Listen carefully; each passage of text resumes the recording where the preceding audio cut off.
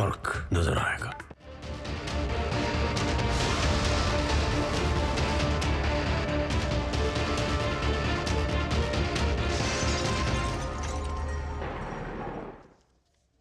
नमस्कार, DD news पर आप दो टूक देख रहे हैं। मैं हूं अशोक श्रीवास्तव। आज दिल्ली एनसीआर के लोगों के लिए और खासकर हरियाणा के लोगों के लिए भी एक थोड़ी राहत की खबर आई है। और वह राहत की खबर यह है कि जो आंदोलनकारी किसान हैं, दरअसल जो पिछले कई दिनों से करीब करीब 9 दिनों से पंजाब और हरियाणा के बॉर्डर पर बैठे हुए हैं, उन्होंने फिलहाल 2 दिन के लिए अपना दिल्ली जो कूच था उसको स्थगित कर दिया है। तो इसका मतलब यह कि एक राहत की खबर जरूर है, लेकिन यह राहत की खबर सिर्फ 48 घंटे के लिए है। यह आंदोलनकारी कह रहे हैं कि 48 घंटे वो अपनी स्ट्रैटेजी पर, तमाम चीजों पर चर्चा करेंगे और उसके बाद शुक्रवार को तय करेंगे कि आगे की रणनीति क्या है। फिलहाल इस बीच केंद्र सरकार की ओर से आंदोलनकारियों को 5वें दौर की वार्ता के लिए निमंत्रण दिया गया है। सरकार की तरफ से कहा गया है कि वार्ता के अलावा कोई और रास्ता नहीं है और जो भी समस्याएं हैं उनको मिल बैठ करके वार्ता के जरिए सुलझाया जा सकता है। आप जानते हैं, इससे पहले सरकार ने 4 दौर की वार्ता की थी और 4 दौर की वार्ता के बाद सरकार ने किसानों को 5 फसलों पर 5 साल की गारंटी का एमएसपी कानून देने का भी उन्होंने वादा किया था, लेकिन आंदोलनकारियों को वो शर्त और वो जो रास्ता था वो पसंद नहीं आया और आंदोलनकारी दिल्ली कूच की मांग पर अड़े हुए हैं। और बहुत से लोग कह रहे हैं कि ये दिल्ली कूच जो है, दरअसल इसके पीछे भाव क्या है, भावना क्या है। क्या आंदोलनकारी वास्तव में अपनी मांगों को पूरा करने के लिए या किसानों की समस्याएं उठाने के लिए दिल्ली आना चाहते हैं, या मकसद कुछ और है। यह आरोप इसलिए लग रहे हैं खास करके क्योंकि हम जानते हैं कि लोकसभा चुनाव अब ज्यादा दूर नहीं है। करीब करीब 1 महीने के अंदर देश अगले लोकसभा चुनाव के मोड में चला जाएगा। चुनाव प्रचार शुरू हो जाएगा और उसके बाद नई सरकार जो है वो केंद्र में गठित होगी। जनता जिसको चाहेगी उसको चुनेगी। किसान और आंदोलनकारियों को अगर लगता है कि यह सरकार दरअसल उनकी बात नहीं मान रही है, तो उनके पास एक विकल्प है, नरेंद्र मोदी की सरकार को चुनावों में वोट की ताकत से हटाने का। लेकिन आंदोलनकारी तो इस सरकार को हटाना चाहते हैं आंदोलन के जरिए, जेसीबी मशीन के जरिए, पोकलेन मशीन के जरिए और ना जाने ऐसी क्या क्या चीजें। आज इस आंदोलन को लेकर, हालांकि पहले दिन से जब से आंदोलन शुरू हुआ है, इस आंदोलन को लेकर हरियाणा की सरकार ने जिस तरह के बंदोबस्त किया और हरियाणा की सरकार ने जिस तरह से तय किया है कि वहां से किसानों को, आंदोलनकारियों को आगे बढ़ने नहीं दिया जाएगा। उसके बाद पुलिस ने आंसू गैस के गोले छोड़े हैं, रबड़ की गोलियां छोड़ी हैं। लेकिन दूसरी तरफ आंदोलनकारी जो हैं, जो अब तक ये दावा कर रहे थे कि उनका आंदोलन दरअसल शांतिपूर्ण है, उनकी तैयारियों को देख करके और उनकी तरफ से जो एक्शन हुआ है उसको देख करके अब यह नहीं कहा जा सकता कि यह शांतिपूर्ण आंदोलन है। क्योंकि आज ही खबर यह आई है कि आज खनेरी बॉर्डर पर आंदोलनकारियों ने पराली के अंदर मिर्च का पाउडर डाल करके उसको आग लगा दी। और इसका मकसद यह था कि जो पुलिसकर्मी दरअसल बैरिकेड बना के खड़े हैं, उन पुलिसकर्मियों को वहां से भागने के लिए मजबूर कर दिया जाए और उन पुलिसकर्मियों को चारों तरफ से घेर लिया जाए। और खबरें यह भी है, हरियाणा पुलिस ने कहा है कि आंदोलनकारियों ने बाकायदा जब पराली में मिर्च डाल करके आग लगाई, उसके बाद आंदोलनकारियों ने पुलिस के ऊपर तलवारों से, गंडासों से और लोहे के जो छड़े हैं उनसे हमला किया है। हरियाणा पुलिस का कहना है कि 12 पुलिसकर्मी गंभीर रूप से घायल हुए हैं। हालांकि आंदोलनकारी यह कह रहे हैं कि एक किसान जो है उसकी मौत हो गई है, लेकिन हरियाणा के पुलिस ने कहा है मौत की कोई खबर नहीं है, यह एक फेक न्यूज है। आंदोलनकारियों की तरफ से यह भी कहा गया कि कुछ किसान आंदोलनकारियों को अगवा कर लिया गया है, लेकिन हरियाणा पुलिस ने उसका भी तुरंत खंडन किया और कहा कि दरअसल जो जख्मी थे आंदोलनकारी, उनको हॉस्पिटल में भर्ती कराया गया है, किसी को किडनैप नहीं किया गया है।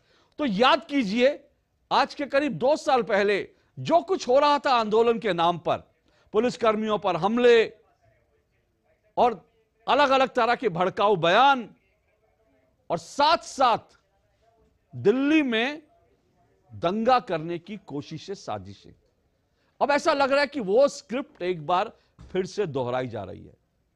किसानों की समस्याएं इंपॉर्टेंट हैं, इसमें कोई दो राय नहीं। किसानों को राहत मिलनी चाहिए, इसमें कोई दो राय नहीं। किसानों के लिए जो भी बेहतर से बेहतर नीतियां हैं वो बनाई जानी चाहिए, इसमें भी कोई दो राय नहीं। लेकिन ठीक चुनाव से पहले अगर आंदोलनकारी पंजाब के रास्ते दिल्ली आना चाहते हैं तो सवाल यह है, उनका मकसद क्या है? चुनाव आया क्या इसलिए आंदोलन गरमाया? आज दो टूक में इसी पर चर्चा करेंगे। मैं फिर कह रहा हूं, बार बार दोहरा रहा हूं, सरकार ने बातचीत की पेशकश की है, बातचीत होनी चाहिए। किसानों की जो जेन्युइन समस्याएं हैं उनका हल निकालने के लिए जेन्युइन कोशिशें होनी चाहिए। लेकिन सवाल यह है, ठीक चुनाव से पहले जो आंदोलन शुरू हो रहा है, आंदोलन को गरमाने की कोशिश हो रही है, और जिस तरह की मशीनें आंदोलन में लगाई जा रही हैं, जिस तरह के संसाधन जुटाए जा रहे हैं, उससे यह लगता है कि चुनाव आया इसलिए आंदोलन गर्मा। इसी पर आज चर्चा करेंगे। इससे पहले कि आगे बढ़े, इसको लेकर जो कुछ आज कहा सुना गया, जरा वो सुन लीजिए।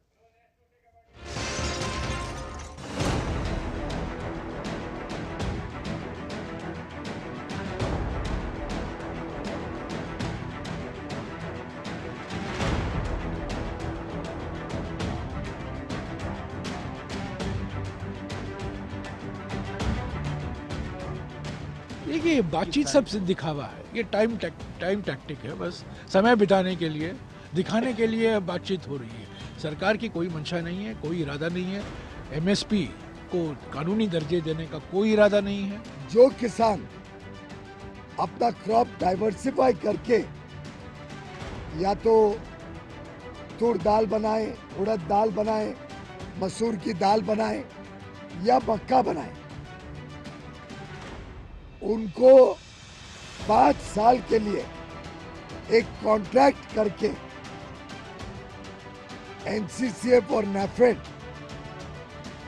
गारंटी करेगा कि अगले 5 साल तक जो भी क्रॉप डाइवर्सिफाई करके ये 4 प्रोडक्ट्स बनाएगा, 4 उत्पादन खेती के करेगा, उसको ये संस्थाएं एमएसपी पर खरीदेगी। कोई क्वांटिटी की लिमिट नहीं होगी।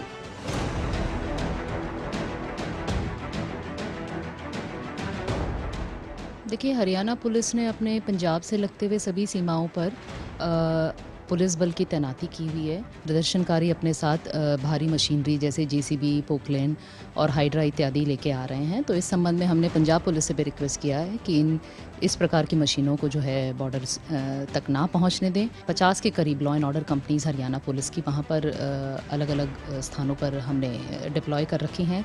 खरौरी बॉर्डर पर भी है, हमारे शंभू बॉर्डर पर भी है, और इसके अलावा अर्ध सैनिक पुलिस बल की भी 64 कंपनियां हमारे पास आई हुई थी, उनको भी हमने अलग अलग जगह पे तैनात किया। हम लोग उनका साथ दे रहे हैं और हम खुल के बात कर रहे हैं कि गवर्नमेंट उनके जो डिमांड्स है, रीजनेबल डिमांड्स, उसको मानना चाहिए। और हम खुद भी हमारे इलेक्शन मैनिफेस्टो में भी ये कहने वाले हैं कि एमएसपी ये लीगल गारंटी करना चाहिए। सभी क्रॉप्स को नहीं कर सकते, लेकिन जो एसेंशियल कमोडिटीज है वो उसको हम कर सकते हैं। ये हमारा मुद्दा है। हम ऑलरेडी फर्स्ट इसमें हमने घोषणा की है। चौथे दौर तक की बातचीत होने के बाद किसान संगठनों के माध्यम से जो प्रतिक्रिया आई, उसे संज्ञान में लेते हुए पुनः 5वें दौर की बैठक, और उस बैठक में ऐसे सभी मुद्दे जिन मुद्दे पर हम मिलकर समाधान निकाल सकते हैं, वार्ता के लिए हम तैयार हैं। चाहे वो एमएसपी का हो, चाहे वो पराली का मुद्दा हो, चाहे एफआईआर का हो, चाहे क्रॉप डाइवर्सिफिकेशन का हो, ऐसे सभी मुद्दे पर बातचीत के लिए हम तैयार हैं। कृषि मंत्री अर्जुन मुंडा जी ने बातचीत की पेशकश की है। समाधान निकलेगा चर्चा से, संवाद से। भारत सरकार का मन खुला हुआ है किसानों के बारे में। हमारी उनसे अपील होगी कि शांतिपूर्ण तरीके से इसका समाधान निकलना चाहिए। और हमारी सरकार ने किसानों के लिए कितना काम किया, ये हम चर्चा कर चुके हैं। तो किसानों का विकास हमारी बहुत बड़ी प्रायोरिटी है, हमेशा रहेगी। मेरी सरकार से गुजारिश है, किसान भाइयों की तरफ से मैं निवेदन करता हूं कि एमएसपी लागू की जाए, किसानों को उनका हक दिया जाए। किसान भीख नहीं मांग रहे, किसान अपना अधिकार मांग रहे हैं। मेरी सरकार से गुजारिश है, किसानों पर अत्याचार ना करें, किसानों पर लाठीचार्ज ना करें। सारे किसान एकजुट होकर सरकार से आग्रह करते हैं कि वो एक समाधान निकालें, आमने सामने बैठकर वार्ता करें। हम भी सरकार का हिस्सा हैं। मैं इसलिए सरकार से आग्रह करता हूं कि किसान की आवाज को ना दबाया जाए, किसानों की आवाज को सुना जाए। सारे किसान एकजुट हैं, सारे अन्नदाता एकजुट हैं। किसान हित में, देश हित में, राष्ट्र हित में किसानों के भले के बारे में सोचें। जय हिंद, जय भारत, जय जवान, जय किसान, वंदे मातरम। दिल्ली हमारा राजधानी है भाई, हमारा हक है, हमारा अधिकार है दिल्ली जाना। अगर मांगे पूरी नहीं हुई तो आगे क्या क्या आंदोलन चलेगा लंबा, ये किसान वापसी तो जाएगा नहीं।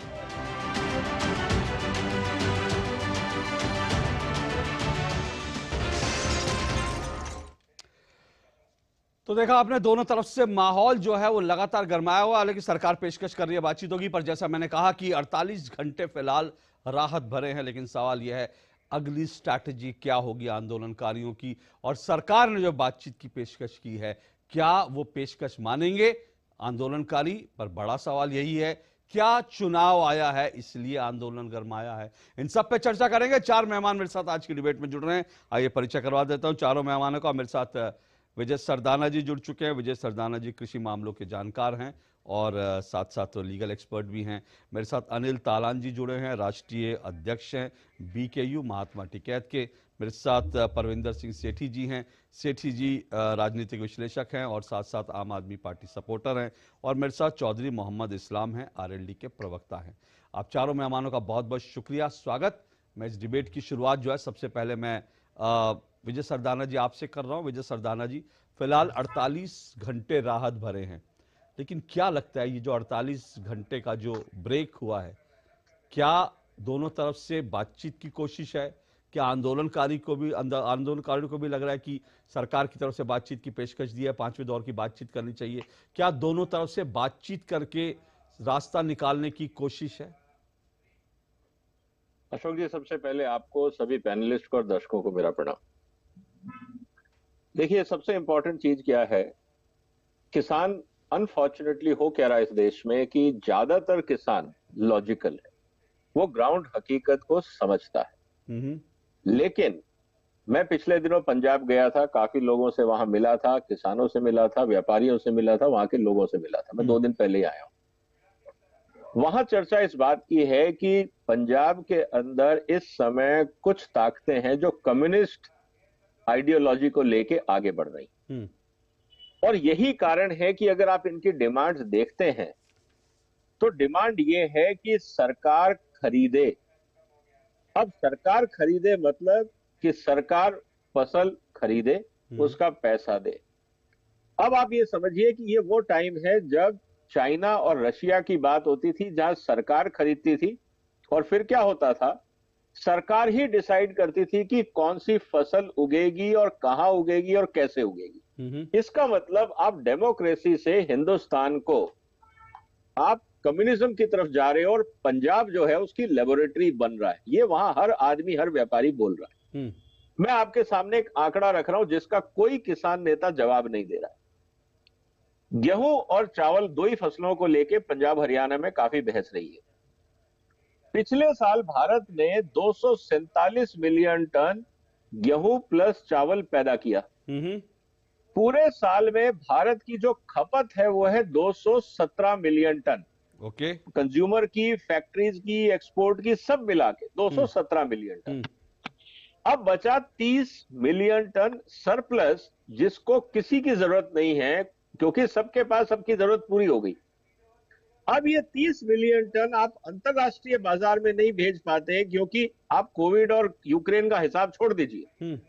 मैं आज ही आपके सामने आंकड़ा रख देता हूं। इस समय सोयाबीन का रेट चल रहा है हिंदुस्तान में 4600 रुपए, और जस्ट कोविड से पहले अंतरराष्ट्रीय बाजार का रेट था 2600 रुपए। मक्के का रेट हिंदुस्तान में आज है करीब 2000, अंतरराष्ट्रीय बाजार में जस्ट कोविड से पहले था 1100 रुपए। कहने का मतलब यह है कि किसान नेताओं को, जो लोग व्यापार को समझते हैं, जो लोग बाजार को समझते हैं, जो कंज्यूमर के साथ डील करते हैं, जिनकी जिंदगी एफसीआई पे निर्भर नहीं है, वो सब किसान इस बात को समझते हैं कि बाजार के हिसाब से चलेंगे तो फायदे में रहेंगे। अब समस्या ये है कि जो 30 मिलियन टन सरप्लस प्रोडक्शन हो गया, उसको कौन खरीदेगा? क्या किसान अपने पास रखेगा? तो उसका नुकसान, क्योंकि जो 30 मिलियन टन है इसकी मार्केट वैल्यू है करीब 70,000 करोड़ रुपए। अब कहने का मतलब यह है कि 70,000 करोड़ रुपए या तो सरकार खरीद के गोडाउन में सड़ाए, क्योंकि खरीदार कोई है नहीं, सबकी जरूरतें पूरी हो गई, ये सरप्लस है और ये हर साल प्रोडक्शन हो रहा है। इसका मतलब यह है कि अगर आप लीगल गारंटी की बात करते हैं तो सरकार को प्रोडक्शन कंट्रोल भी करना होगा। मतलब खेती में किसान क्या उगाए, क्या ना उगाए, कब उगाए, कैसे उगाए, ये सरकार निर्णय करेगी। फिर ये नहीं हो पाएगा कि किसान फैसला करेगा कि उसको क्या करना है और क्या नहीं करना। इसका मतलब जो भारत के संविधान में चैप्टर 13 है, 13, जो आपको व्यापार करने की छूट देता है एज ए डेमोक्रेसी, आप उस संविधान के खिलाफ जा रहे हैं क्योंकि सरकार डिक्टेट नहीं कर सकती। पहला मुद्दा। दूसरा, आपने मान लीजिए एमएसपी की लीगल गारंटी दे दी और आपने कहा कि जो एमएसपी तय की जाएगी उससे नीचे आप नहीं बेच सकते या खरीद सकते। कहने का मतलब है कि आज पंजाब के अंदर पैडी का कॉस्ट ऑफ प्रोडक्शन है 870 रुपए, एमएसपी बैठता है करीब 1200 कुछ रुपए, जो मतलब कि उसकी कॉस्ट ऑफ प्रोडक्शन प्लस 50% 1270 रुपए के आसपास। एमएसपी है 2100 रुपए। क्या पंजाब का किसान 2100 की जगह 1250 रुपए लेने को तैयार है? अगर मैं स्वामीनाथन के कैलकुलेशन से जाऊं तो क्या वो 1000 रुपए छोड़ने को तैयार है? पहली बात। आखिरी सवाल मेरा जवाब आपसे यही रहेगा इस पूरे प्रोसेस में कि देखिए, एक तरफ आप बात कर रहे हैं मक्के की कि एमएसपी सरकार तय करे, मुर्गी का किसान भी 70% मक्का खरीदता है और अपनी मुर्गी को खिलाता है। जस्ट कोविड से पहले अंतरराष्ट्रीय बाजार में रेट था 1200 रुपए, भारत में रेट था 2200 से 2400 रुपए मक्के का। यही भारत का छोटा किसान जो मुर्गी उत्पादन करता है वो सरकार के पास गया, कृषि भवन में मैं साथ था, उन ये कहने की सर इतना महंगा मक्का हम नहीं खरीद सकते, हम बर्बाद हो जाएंगे, हमें आयात करने दो। और अगर आप हमें मक्का आयात करने नहीं दोगे तो दुनिया में जो सस्ते मुर्गी पैदा होती है वो भारत में आएगी, हमारा मुर्गी उद्योग खत्म हो जाएगा। जब मुर्गी उद्योग खत्म हो जाएगा तो जो मक्के का किसान है वो मक्का किसको बेचेगा? फिर मक्के का किसान खत्म हो जाएगा। ठीक है। तो ये इंटर रिलेशन लोग किसान नेता समझना नहीं चाह रहे हैं। इनको ये लगता है कि पूरी दुनिया आइसोलेशन में चलती है, जैसा ये चाहेंगे वैसा होगा। ऐसे नहीं होता। आपने जो सवाल उठाया इंपॉर्टेंट सवाल है। अनिल तालान जी, मैं चाहूंगा इन सवालों पर आप स्पेसिफिक जरूर रिस्पॉन्ड करें, क्योंकि बड़ी बात यह है कि जो विजय सरदाना जी कह रहे हैं कि भाई अगर हमें इसी मॉडल पे चलना है कि जो है सरकार ही खरीदे तो फिर सरकार ही तय करेगी कि कौन सा किसान क्या कब उगाए, क्या उगाए। तो क्या इन सब चीजों के लिए जो आशंकाएं उन्होंने जो सवाल उठाए, क्या उसके लिए तैयार है सब लोग? देखिए, सरदाना जी ने बताया कि 30, थोड़ा तालान जी की आवाज बढ़ाइए, जरा तालान जी की आवाज बढ़ाइए जी। सरदाना जी ने बताया कि हमारे यहाँ जितना हिंदुस्तान का चावल और गेहूं जितना कंज्यूम होता है, 30 लाख मिलियन टन, उससे ज्यादा पैदा किया किसान ने। उसको कहां पर ले जाया जाएगा?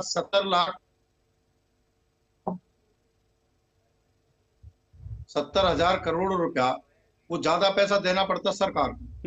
लेकिन सबसे बड़ी बात यह है कि हिंदुस्तान की 52% आबादी खेती पर पूरी तरह से उसकी निर्भरता होती है। 18% खेतिहर मजदूर उसके साथ जाता है, 70% लोग खेती पर उनकी निर्भरता है। पिछले लगभग 30 सालों से खेती घाटे में चली जा रही है। 1998 की एक एजेंसी की रिपोर्ट की अगर मैं बात करता हूं, तो उन्होंने बताया कि हिंदुस्तान के अंदर एमएसपी पर 23 जिन्सों को जो एमएसपी के दायरे में रखा गया, उस पर 1998 से लेकर 2020 तक 45 लाख करोड़ रुपया किसान को कम कीमत मिली। किसान के पास आज कर्जा की अगर बात आती है तो लगभग 16 लाख करोड़ रुपए से ज्यादा कर्जा किसान के पास है। 22 वर्षों के दरमियान 2020 तक 45 लाख करोड़ रुपया किसान को घाटे में गया। अगर ये किसान इसी तरह से घाटे में जाएगा और 70% आबादी उस पर निर्भर रहेगी, तो ये कारखाना कितने दिन तक उन 70% की आबादी को अपने ऊपर निर्भर रखेगा? आज किसान के हालात इतने खराब हैं कि कहीं उसके बच्चों को रोजगार नहीं मिल रहा है, शिक्षा उतनी महंगी हो गई है, चिकित्सा उतनी महंगी हो गई है कि वो किसी भी कीमत पर खेती की आमदनी से वो ना शिक्षा दिलाने की स्थिति में है, ना चिकित्सा दिलाने की स्थिति में। अनिल जी, 1 मिनट रोक रहा हूं, मैं आप ही को कंटिन्यू करने का मौका दूंगा। लेकिन जैसे आपने कहा, आपने जो बातें कही, किसानों की बेहतरी होनी चाहिए, किसान जो कुछ करता है, जितनी मेहनत करता है, उसको उतना रिटर्न नहीं मिल रहा है, इस बात से कोई इनकार नहीं करेगा। शायद मुझे नहीं लगता इस देश में कोई भी इस बात से इनकार करेगा। किसानों को उनकी फसल का बेहतर दाम मिलना चाहिए, इससे भी इनकार कोई नहीं करेगा। लेकिन सवाल ये कि जो रास्ता, सर एक मिनट मेरा सवाल आ जाए, उसके बाद मैं आप ही को रिस्पॉन्ड करने का। लेकिन सवाल ये है कि जो किसानों की बेहतरी के लिए जो आप कह रहे हैं मॉडल वही ठीक है, ये तय कौन करेगा? क्योंकि वही तो, उसी पर तो झगड़ा है ना। आप कहते हैं कि भाई कृषि कानून वापस हो गए, उसके बाद आज आप कहते हैं कि भाई एमएसपी जो है सभी फसलों पर उसका कानून होना चाहिए। अभी विजय सरदाना जी ने क्या कहा? उन्होंने कहा कि फिर क्या इसके लिए तैयार हैं कि सरकार ही तय करेगी किसान कब क्या उगाएगा, और उसके बाद जो है फिर सरकार उसको खरीदे, सरकार उसको बेचे? क्या इस मॉडल में जाने के लिए तैयार है हम लोग? क्या देखिए, किसान को अगर ये पता चलेगा कि जिस फसल को सरकार हमसे पैदा कराना चाहती है उससे हमको आमदनी होगी, तो किसान उसको बिल्कुल मानेगा। मैं अपने विचार की बात बता रहा हूं। लेकिन आज तक सरकार ने ये कब कहा है कि 1 बीघा पर किसान को इस बात से आश्वस्त तो करे कि एक छोटे किसान को भी उतनी आमदनी होगी? आज जो घाटे में जा रहा है, सरकार भी तो अपना एक मॉडल पेश करे कि फला फसल को अगर किसान उत्पाद पैदा करता है तो उसको उतनी आमदनी होगी। ये मॉडल भी आना चाहिए उसके साथ साथ। और सरदाना जी जिस बात को बार बार कह रहे हैं, मैं भी बार बार इसी बात को कहता हूं कि आज 100 करोड़ हिंदुस्तान की आबादी इस हालात में है कि वो बिल्कुल किसी भी तरह से खेती की आमदनी से अपना जीवन यापन करने की पोजीशन उसकी नहीं है। तो ये सरदाना जी बता दे या सरकार बता दे, या वो लोग बता दे कि जो सरकार को चलाने वाले हैं, कैसे 100 करोड़ की आबादी को कैसे जिंदा रखा जाएगा? आज जो ये भी बातें कही जाती हैं कि पंजाब का किसान वहां पर आ गया है, और पंजाब के किसानों के लिए जो तरह तरह की बातें आ रही हैं, कभी आतंकवाद, कभी खालिस्तान, कभी कुछ और, कभी कुछ और। हमें सोचना चाहिए कि अभी तो पंजाब उठकर आया है, हरियाणा उठकर आया है, उत्तर प्रदेश में सगबगाट है। पूरे देश का किसान जहां 100 करोड़ की आबादी है, वो अगर उठकर आएगा और उसको आना पड़ेगा एक दिन, तो उस वक्त क्या हिंदुस्तान की सरकार करेगी? और क्या यहाँ पर कृषि विशेषज्ञ सरदाना जैसे बुद्धिमान लोग कैसे इस जनता को जिंदा रखेंगे और कैसे इस देश को उस आतंकवाद से बचाएंगे जो स्वयं आतंकवाद की बात कर रहे हैं? अनिल तालान जी, आपने जो कहा, मैं उस पर विजय जी को और बाकी 2 मेहमानों को भी इस डिबेट में लाऊंगा। लेकिन मैं एक बात कह रहा हूं, देखिए, किसानों को, जाहिर सी बात है, जो किसान है उनको किसान ही कहा जाना चाहिए, इसमें कोई दो राय नहीं। उनके ऊपर कोई भी लेवल लगाना बिल्कुल गलत है। लेकिन मैं एक बयान सुन रहा था, मैं उस बयान के कुछ हिस्से सुना देता हूं, उसके बाद मुझे लगता है दर्शक तय करेंगे कि इनको क्या कहना चाहिए। क्या इनको अन्नदाता कहना चाहिए, किसान कहना चाहिए, पॉलिटिकल एक्टिविस्ट कहना चाहिए, या फिर सो कॉल्ड कुछ और चीजें कहनी चाहिए? ये दर्शक और मुझे लगता है मेरे पैनलिस्ट तय कर ले। मैं इस बयान सुन रहा था, इस बयान में आंदोलनकारी क्या कह रहे हैं? भारत में लोकतंत्र की हत्या हो गई है। सुनिएगा ये सब। ये सब बयान आपको सुने सुनाए लगेंगे। पिछले 3, 4, 5 साल में ये बयान बार बार कहे गए और सुनिएगा, एक एक बयान गौर से सुनिएगा। लोकतंत्र की हत्या हो गई है, भारत गुलामी की ओर जा रहा है। ये आरएसएस की ब्रांच है। जो सरकार जो है, ये सरकार नहीं है, ये डेमोक्रेटिक सरकार नहीं है, ये आरएसएस की ब्रांच है। ये अंबानी अडानी की सरकार है। पुलवामा का आतंकी हमला पाकिस्तान ने नहीं करवाया। सुनिए, पुलवामा का आतंकी हमला पाकिस्तान ने नहीं करवाया, वो तो भारत की तरफ से ही हुआ था। अब ये किसकी भाषा हो सकती है, ये आप लोग तय कीजिए। पाकिस्तान को आतंकवाद पे क्लीन चिट देने वाले कौन हो सकते हैं, ये मैं अपने मुंह से नहीं कहूंगा, लेकिन मुझे लगता है अगर इस देश में दुनिया आज पाकिस्तान को आतंकी देश कहती है और यहां पर कुछ लोग बैठ करके अगर कहें पाकिस्तान आतंकवादी देश नहीं है, आतंकवाद तो भारत खुद करता है, तो फिर अंदाजा लगा लीजिए कि वो जो आंदोलन के नाम पर बैठे हैं वो लोग क्या हैं। उनको आईना दिखाने के लिए मुझे लगता है ये बयान काफी है। लेकिन विजय सरदाना जी, एक बात जल्दी से रिस्पॉन्ड कीजिए जो उन्होंने कहा। जी श्रीवास्तव जी, ये राजनीतिक लोगों का दिया गया बयान है। सर आपका आंदोलन है, सुनिए सर, आपका आंदोलन है। आपके आंदोलन में सुनिए, आपके आंदोलन स्थल पर जो लोग मीडिया को बाइट देते हैं, आप लोगों का कोई कंट्रोल नहीं है उन पर। जो लोग झंडे, मुझे नहीं कहना है, मैं उन चीजों का नाम भी नहीं लेना चाहता, किनकी तस्वीरें लगती हैं, किनके झंडे लगते हैं, आप लोगों का कोई कंट्रोल नहीं है। अगर आप लोगों का कंट्रोल नहीं है तो आप इतने लोगों को लेके क्यों आते हैं? फिर आप कहते हैं आप इतने लोगों को दिल्ली लाना चाहते हैं। तो सवाल सुनिए ना, मेरा सवाल सुनिए ना अनिल जी। आप इतने लोगों को दिल्ली लाना चाहते हैं, लेकिन जितने लोग आपके आंदोलन में बैठे हुए हैं उनके ऊपर इतना कंट्रोल नहीं है। वो लोग क्या बोलेंगे? वो लोग पाकिस्तान की भाषा बोलेंगे कि वो लोग जो अमेरिका की भाषा बोलेंगे, वो लोग साउथ कोरिया की या फिर नॉर्थ कोरिया की भाषा बोलेंगे। अगर आप लोगों का उन पर इतना कंट्रोल नहीं है तो इतनी बड़ी भीड़ लाकर दिल्ली में क्या करना चाहते हैं आप लोग? मंत्री पर नियंत्रण नहीं रखती है क्या? एक मंत्री ने बात कही थी आंदोलन के दरमियान कि किसान यहाँ पर अय्याशी करने के लिए आता है, उनकी भाषा बदल जाती है। एक अगर पब्लिक में से कोई आदमी आ भी गया, पब्लिक में से नहीं, आंदोलनकारी, और एक आंदोलनकारी नहीं है, ऐसे दर्जनों बाइट। सुनिए तालान जी, मैं ऐसे दर्जनों बाइट सुनवा सकता हूं और मेरा सवाल वही है, अगर आप आंदोलनकारियों पर कंट्रोल नहीं कर सकते तो उन आंदोलनकारियों को लेकर और सुनिए, ये आंदोलनकारी क्या पोकलैंड मशीन क्यों आ रही है? क्या पोकलैंड मशीनें क्यों लगाई जा रही हैं? ये पोकलैंड मशीन क्या होती है जानते हैं आप? आपको तो पता होगा, मेरे दर्शकों को बताइए। ये पोकलैंड मशीनें होती है जमीनों में सुरंग खोद कर आगे बढ़ने के लिए। ये पोकलैंड मशीनें क्या होती हैं? और ये बताइए मेरे दर्शकों को, ये मॉडिफाइड ट्रैक्टर कौन से होते हैं जिसमें जो है हॉर्स पावर बढ़ा दी जाती है, जिसके ऊपर टैंक जैसी शक्ल दे दी जाती है, जिसके ऊपर ये सब क्या होता है? ये आंदोलन होता है, शांतिपूर्ण आंदोलन होता है। इस डिबेट में मत जाइए सर। मैंने कहा एक आंदोलनकारी नहीं, ऐसे 50 आंदोलनकारी है। सुनिए तारान जी, मैंने कहा इस डिबेट में मत जाइए। मैं फिर कह रहा हूं, अगर आप पाकिस्तान को आतंकवाद पे क्लीन चिट देंगे तो इस देश का हर आदमी सवाल उठाएगा कि आप आंदोलनकारी हैं, अन्नदाता है या क्या है। हर आदमी सवाल उठाएगा। पाकिस्तान को क्लीन चिट देने से पहले 10 बार सोचना चाहिए। लेकिन मैंने कहा मुझे गंभीर सवालों पर आने दीजिए, मुझे गंभीर सवालों पर आने दीजिए, मुझे गंभीर सवालों पर आने दीजिए, मुझे गंभीर सवालों पर आने दीजिए, मुझे गंभीर सवालों पर आने दीजिए, क्योंकि आंदोलनकारी आपके आंदोलनकारी थे, कोई और नहीं था।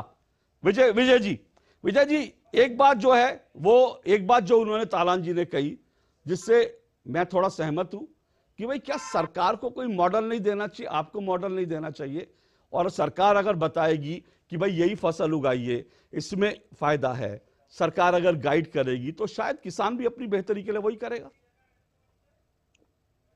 बिल्कुल सही है सर। और एक मिनट दीजिएगा, मैं इसको एक्सप्लेन कर देता हूं। अनिल जी ने बहुत सारी बातें कही, आपने भी उठाया। मेरा एक ही सवाल था, उसको मैं आंसर नहीं चाहूंगा, किसान नेताओं को सोचना होगा। जिन लोगों ने लाल किले पे आतंकवाद किया था 26 जनवरी को, क्या उनको सजा मिलनी चाहिए या नहीं?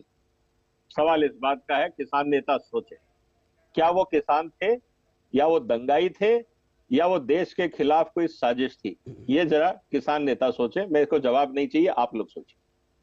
देखिए, जहां तक बात किसान की है, बिल्कुल सही कहा अनिल जी ने कि किसान की हालत खराब है, इससे कोई दो राय नहीं।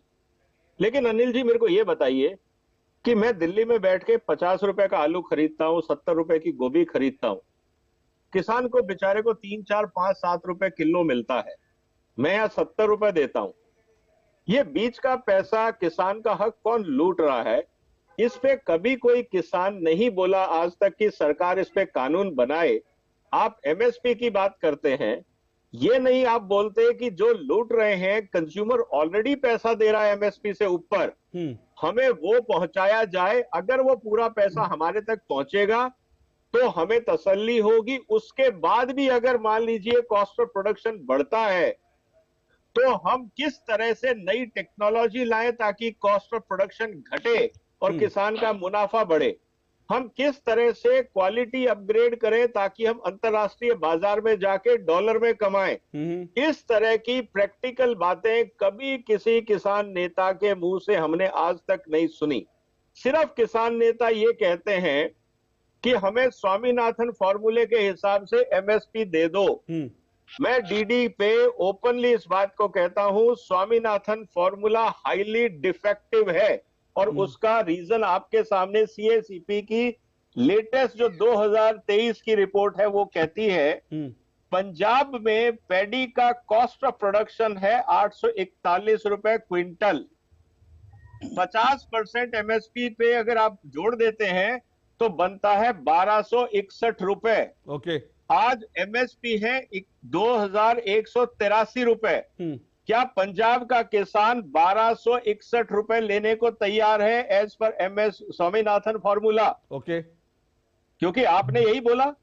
आपके C2+50 को सरदार जी C2+50 को कैलकुलेट करके आप रेट दीजिए, उसी की मांग कर रहे हैं। ऐसा मैं वही आ रहा हूं। दूसरी बात, स्वामीनाथन साहब ने जो C2 जोड़ा है, सॉरी टू से स्वामीनाथन साहब का फॉर्मूला हाईली डिफेक्टिव है। कारण क्या है उसके आप उदाहरण समझ लीजिए। स्वामीनाथन ने कहा कॉस्ट प्लस 50%, मतलब जितनी ज्यादा कॉस्ट होगी उस पे 50% जोड़ा जाएगा, मतलब उतना प्रॉफिट बढ़ेगा। ये इलॉजिकल जस्टिफिकेशन दुनिया में कहीं नहीं होता कि मैं जितना इनएफिशिएंट हूं उतना उस पे प्रॉफिट बढ़ता जाएगा। तो किसान आज जो 800 रुपए क्विंटल पैदा कर रहा है, कल वो कहेगा जी मैं तो 8000 रुपए क्विंटल पैदा करूंगा। आप उस पे 50% और जोड़ दो, फिर दो। इससे ज्यादा illogical formula. Okay Vijay ji, एक जी माननीय प्रधानमंत्री जी ने चुनाव में छोटा सा ब्रेक लेना है, उसके बाद चौधरी इस्लाम जी और परवीन सेठी के पास जाऊंगा। एक मिनट रुकिएगा अनिल जी, एक मिनट रुकिएगा। विजय जी एक मिनट रुकिएगा, मैं छोटा सा ब्रेक ले रहा हूं। ब्रेक के बाद मेरे पास बाकी 2 मेहमान है, उनके पास भी जाऊंगा, फिर छोटे से ब्रेक के बाद, इस ब्रेक के बाद प्लीज। साल, बरस और सदी नहीं, एक युग गुजर जाएगा। उम्र न पूछो वंडर की, जब फर्क नजर आएगा। वंडर सीमेंट, फर्क नजर आएगा। क्या लड्डू हम यहाँ बैठे बैठे पैसे बना सकते हैं?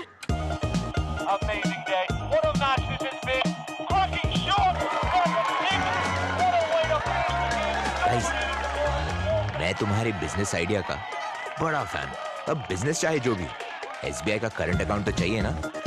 एसबीआई करंट अकाउंट से सिंप्लीफाइड बिजनेस ट्रांजैक्शंस और ग्रेट कस्टमर सर्विस। एसबीआई, देश का fan. Direct plan mutual fund schemes में खुद इन्वेस्ट करने का एक ऑप्शन है।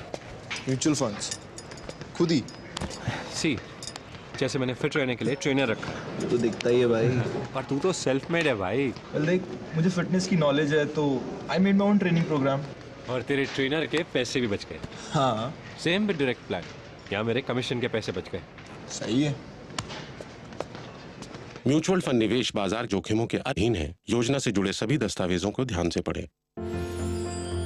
साल, बरस और सदी नहीं, एक युग गुजर जाएगा। उम्र न पूछो वंडर की, जब फर्क नजर आएगा। वंडर सीमेंट, फर्क नजर आएगा।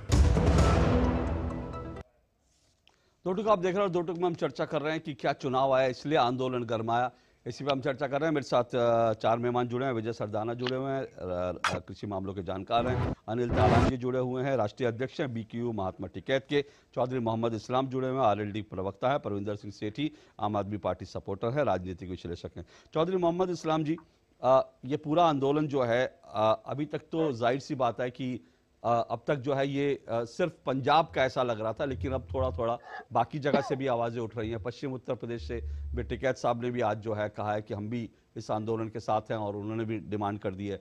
क्या आपको लगता है ये आंदोलन धीरे धीरे फैल रहा है और इसका सॉल्यूशन क्या है आपको लगता है? श्रीवास्तव जी, मैंने सभी साथियों की बात सुनी, आपकी भी बात सुनी, तो मैं संक्षेप में यही कहना चाहूंगा कि देखिए 4 दौर की बातचीत हो चुकी है। उसमें भारत सरकार के 3 मंत्री शामिल थे, किसान नेता शामिल थे, लेकिन कोई नतीजा नहीं निकला। आप ये देखेंगे कि 18 जुलाई 2022 को जब 3 कानून खत्म किए गए जो गलत कानून थे, उस वक्त में एक कमेटी बनाई गई थी एमएसपी को लेकर के, उसकी 6 बैठकें भी हुई, लेकिन क्या है कि उसका कोई नतीजा नहीं निकला। तो आज ये जो आंदोलन है, देखिए इस पर क्या है कि राजनीति नहीं होनी चाहिए, गलत बयानी नहीं होनी चाहिए, गलत भाषा का यूज नहीं होना चाहिए। तो मैं तो यही कहना चाहूंगा कि इसमें नतीजा निकलना चाहिए था। बहुत से ऐसे कानून बने हैं इस देश में, हमने देखा है 24 घंटे में प्रधानमंत्री ने कानून बनवा दिए पार्लियामेंट में। तो ये लटका हुआ क्यों मामला है? ये इतना पुराना मामला है। जब ये आंदोलन हुआ 700 किसान शहीद हो गए, तब भी ये किसानों का एक मेन मुद्दा था। देखिए, तो इस पर कमेटी भी बनाई गई, तो उसका कोई आज तक जो है सोल्यूशन नहीं निकला। अब ये जो अपना मीटिंगें हुई 4 दौर की, उसमें जो है प्रस्ताव भारत सरकार ने दिया कि कपास पैदा करो, दालें पैदा करो। देखिए 86% किसान छोटे और मझोले हैं। अब अगर वो जो उनकी फसल होती है उसका 20 से 25% अपने पास रखते हैं जी, उस 20-25% से वो पूरे साल अपना खाते पीते हैं। तो ये तो जो प्रपोजल था, ये तो देखो प्रपोजल ठीक नहीं था। इसको तो मैं बिल्कुल वो करता हूं। तो मैं आपके, क्योंकि मैंने सुनी हमारे विद्वान लोग बैठे हुए हैं, अपना कृषि के विज्ञान है, तो मैं यही कहना चाहूंगा पॉलिटिकली, और हमारी पार्टी का जो स्टैंड है, देखिए हम किसानों के साथ खड़े हैं, पहले भी किसानों के साथ थे, आज भी किसानों के साथ हैं, और हम चाहते हैं कि इसका बातचीत से समाधान निकले।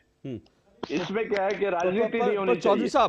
चौधरी साहब, एक सवाल उठता है कि आपने कहा कि कानून तो बन जाते हैं, तो अब तो आप भी एनडीए का हिस्सा हैं, आप सरकार पर दबाव डालते क्यों नहीं कानून बनवाते? नहीं, देखिए अभी मैं आपको बता दूं, अभी हम औपचारिक कोई घोषणा नहीं हुई है एनडीए में जाने की या नहीं जाने की, अभी कोई औपचारिक घोषणा नहीं है। तो इसलिए वो जब होगी तब देखी जाएगी।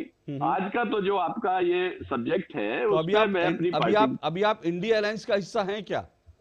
नहीं, अभी हम एनडीए अलायंस का हिस्सा नहीं है इस वक्त। एनडीए नहीं, इंडिया अलायंस की बात कर रहा हूं मैं। नहीं, इंडिया अलायंस और वो तो देखिए, इंडिया अलायंस में से हमारे कुछ वो हैं, मतलब डिफरेंसेस हैं, कुछ हमारी तकलीफें हैं, तो इसलिए जो है उसका भी नहीं कह सकते कि उसका हिस्सा है, लेकिन हम अभी ये भी नहीं कह सकते कि एनडीए का हिस्सा है। अभी तो मेन मुद्दा ये है कि अभी जो ये किसान आंदोलन कर रहे हैं, देखिए उनसे बातचीत करनी चाहिए और इसका सॉल्यूशन निकालना चाहिए। क्या इस आंदोलन ने आरएलडी के कदम रोक दिए हैं क्या एनडीए की तरफ बढ़ते कदमों को? देखिए, हमारे कदम जो है किसानों के साथ हैं। हम दुनिया भर की सारी ताकतें, सारी पद कुर्सी को लात मार सकते हैं किसानों के मुद्दे पर, ये मैं आपको स्पष्ट बता दूं। ओके तो जी ओके। परविंदर सिंह सेठी जी, कोर्ट ने कहा है, अदालत ने कहा है, पंजाब हरियाणा हाई कोर्ट ने कहा है कि भाई दिल्ली जाना है आंदोलनकारियों को तो बस से जाएं। इस तरह से आप ट्रैक्टर, ट्रॉलियां, मॉडिफाइड ट्रैक्टर, पोकलेन, ऐसी सब जेसीबी मशीनें लेके दिल्ली थोड़ी जाएंगे। ये तो अदालत ने कहा है। तो आपको लगता है अदालत की इस बात का तो सम्मान होना चाहिए, आंदोलनकारियों को अदालत की बात माननी चाहिए? देखिए, अदालत ने कहा है और अदालत की बात का सम्मान होना चाहिए, हर परिस्थिति में होना चाहिए, और सरकार को भी सोचना चाहिए। जब 13 महीने आके किसान यहाँ बैठता है और तीनों कानून वापस लिए जाते हैं, तो उसके बाद उनसे ये वादा किया जाता है कि इसके ऊपर एमएसपी के ऊपर एक कमेटी बनेगी। 23 महीने किसानों की सुध नहीं ली जाती, 23 महीने तक किसानों की सुध नहीं ली जाती। वो पंजाब में बैठते हैं, वो दिल्ली आना चाहते हैं। किसानों से आप सौतेला व्यवहार करते हैं, आज भी कोई आंदोलन, छोटा आंदोलन करता है, जंतर मंतर बैठता है, बड़ा आंदोलन करता है, रामलीला मैदान पर बैठता है, आप सरकार उनसे कहिए जी आप 100 किसान नेता आइए, यहाँ पे बैठिए। आपने कहा जी आप दिल्ली तो आ ही नहीं सकते। सेठी जी, मेरी जो जानकारी है उसके अनुसार किसान जख्मी होता है, सेठी जी, हो जाए, सेठी जी, सेठी जी, मेरी जो जानकारी है सरकार ने ऑफर किया था उनको। और एक बात और जो अभी चौधरी मोहम्मद इस्लाम साहब ने कही, मेरी जानकारी जो है और दर्शकों की जानकारी में भी होगा, जो 6 बैठकों की आप बात कर रहे हैं एमएसपी पे जो कमेटी बनी, उस कमेटी ने बार बार आंदोलनकारियों को निमंत्रण दिया था, बार बार कहा था अपना प्रतिनिधि भेजिए, लेकिन एक भी प्रतिनिधि नहीं भेजा था आंदोलनकारियों ने। तो सवाल यह, आप बैठक में जाएंगे नहीं, चर्चा करेंगे नहीं, फिर आप कहेंगे कि हम जो कह रहे हैं चितना पट, जो मैं कहूं वो सही। नहीं, मैं ये कहता हूँ नीयत, सरकार की नीयत और नीति की बात है। अगर सरकार चाहे 2 मिनट के अंदर मसला सॉल्व हो सकता है। अभी मेरे बड़े ही काबिल जो विजय साहब कह रहे थे जी, ये फसल सरप्लस है, 30 लाख मिलियन टन फसल, अगर उसको एमएसपी देंगे तो क्या होगा, अगर किसान को ये करेंगे तो क्या होगा। अरे किसान बीज भी कर्ज पे लेता है, किसान खाद भी कर्ज पे लेता है, उसके बाद अगर आप कह रहे हो कि उसके ऊपर सर इन सब पे सब्सिडी भी मिलती है, 3 रुपए, सुन लीजिए 3 रुपए किलो, इन सब पे सब्सिडी भी मिलती है जो आप कह रहे हैं। 100 रुपए किलो, अगर मैं गलत नहीं हूं तो इन सब पे सब्सिडी भी मिलती है। नहीं, सुन लीजिए 3 रुपए किलो सब्सिडी के बाद भी तो श्रीवास घाटे में किसान, सर घाटे में तो है, वो तो मैं कह रहा हूं, और इसीलिए तो मैं कहता हूं कि अच्छी नीतियां बननी चाहिए, किसानों को भी सोचना चाहिए। लेकिन जो वो कह रहे थे उसलिए मैंने एक जोड़ा कि ये भी मत कहिए कि वो सब चीजें लेता है, बिल्कुल ठीक है, लेकिन उसमें सब्सिडी भी मिलती है, उसके बावजूद किसान की स्थिति खराब है, ये भी सच बात है। टमाटर सड़ जाता है, उसको फेंकना पड़ता है, उसको 3 रुपए किलो मजबूरी में बेचना पड़ता है। अगर सरकार उसका प्रावधान लाएगी तो किसान को भी उचित मूल्य मिलेगा और जो यूजर है उसको भी सही दामों के ऊपर। आपने बड़ा इंपॉर्टेंट, सेठी जी आपने इंपॉर्टेंट बात उठाई कि टमाटर आ जाता है, सड़ जाता है। मैंने भी अभी देखा पंजाब के किसान किन्नू जो हैं वो अपने किन्नू ट्रैक्टर के तले रौंद रहे थे, क्योंकि किन्नू की इतनी फसल हो गई थी उनको 50 पैसे भी नहीं मिल रहे थे। तो सरदाना जी, किसान जो है टमाटर उगाता है फेंकना पड़ता है, किन्नू उगाता है फेंकना पड़ता है, तो फिर इसका तो समाधान निकालना चाहिए ना कोई। वो अपनी फसल उगाए और उसके बाद ट्रैक्टर के तले रौंद दे, ऐसे कैसे चलेगा? बिल्कुल सही कहा आपने, विषय नहीं है ये मजाक का विषय नहीं है। नहीं, अरे किसान आत्महत्याएं कर रहा है। अरे सर एक मिनट सेठी जी आपने कैसे कह दिया मजाक? मैं मजाक नहीं, मैंने गंभीरता से सवाल पूछा। अगर किसान को अपनी फसल को ट्रैक्टर के नीचे रौंदना पड़ता है, मैं मजाक नहीं कर रहा हूँ, मैंने सवाल पूरी गंभीरता से पूछा है। सैकड़ों किसान आत्महत्या कर रहे हैं, तो आपने ये हिम्मत कैसे की कि मैं मजाक कर रहा हूँ? आपने नहीं, आपने कैसे कह दिया सर? आपने क्या कैसे किया सेठी जी? सेठी जी आप एक राजनीतिक पार्टी से जुड़े हुए हैं, लेकिन मुझे मत कहिए कि मैं मजाक कर रहा हूं। मैं बड़ी गंभीरता से कह रहा हूं, किसानों को अगर अपनी फसल जो है ट्रैक्टर के नीचे रौंदनी पड़ती है तो इसका सॉल्यूशन निकालना पड़ेगा। विजय सरदाना जी बोलिए। सरकार नहीं बनाएगी, जो कोल्ड स्टोरेज है अडानी एडवांस में बना देगा। अरे रुकिए ना, तो उसी पे तो मैं आ रहा हूं ना, उसी समस्या पे तो आ रहा हूं। विजय सरदाना जी, क्यों किसान अपनी फसल इस तरह से बर्बाद करे? देखिए, बिल्कुल गंभीर मुद्दा है और इसका आंसर मुश्किल नहीं है। हिंदुस्तान में ही हमारे पास सक्सेस स्टोरीज हैं। सिर्फ फर्क ये है कि हमें थोड़ा सा अपनी सोच को बाकी जो देश के किसान कर रहे हैं उनके साथ भी सीखना पड़ेगा। उदाहरण के लिए आप ये समझिए कि कोविड के समय भी मंडियां बंद थी, उसके बाद किसानों ने क्या किया था? उनका भी माल बिका था। ऐसा नहीं है कि लोगों ने सारी चीजें सड़कों पर डाल दी थी।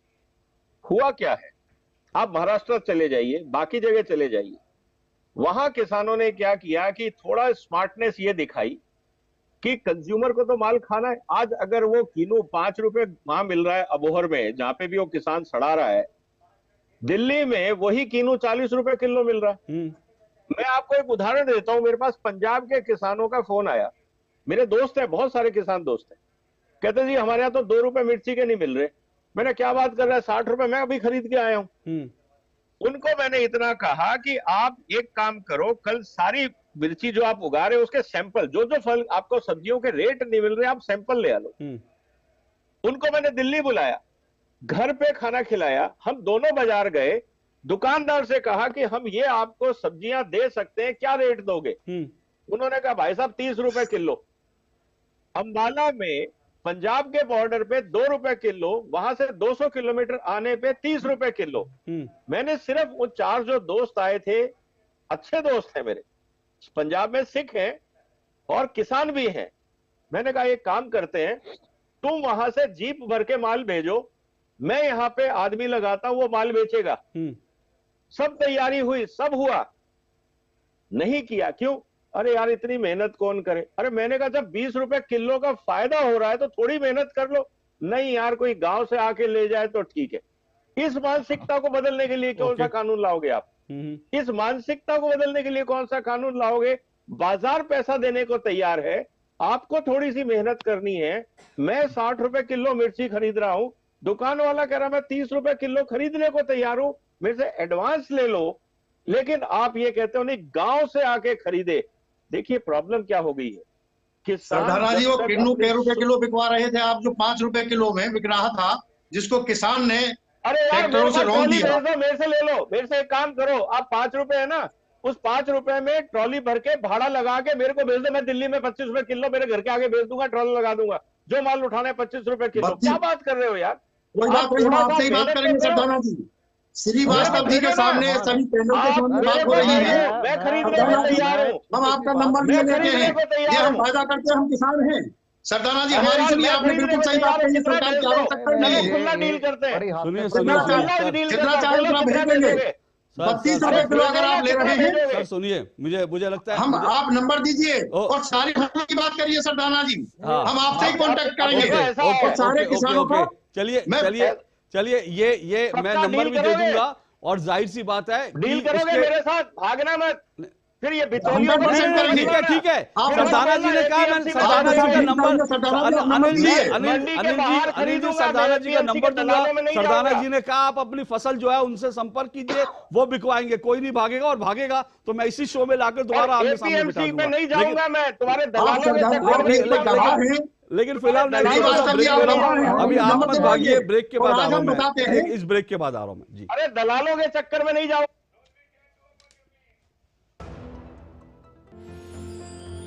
साल बरस और सदी नहीं, एक युग गुजर जाएगा। उम्र न पूछो वंडर की, जब फर्क नजर आएगा।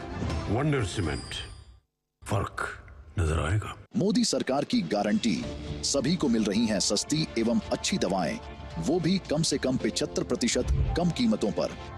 और अब देश भर में 25,000 जन औषधि केंद्रों के अभियान के तहत रोजगार के अवसर की भी गारंटी। केंद्र संचालकों को 5 लाख से 7 लाख रुपए तक की वित्तीय सहायता का भी प्रावधान। जन औषधि केंद्र खोलने के लिए ऑनलाइन आवेदन www.janaushadhi.gov.in पर आमंत्रित हैं।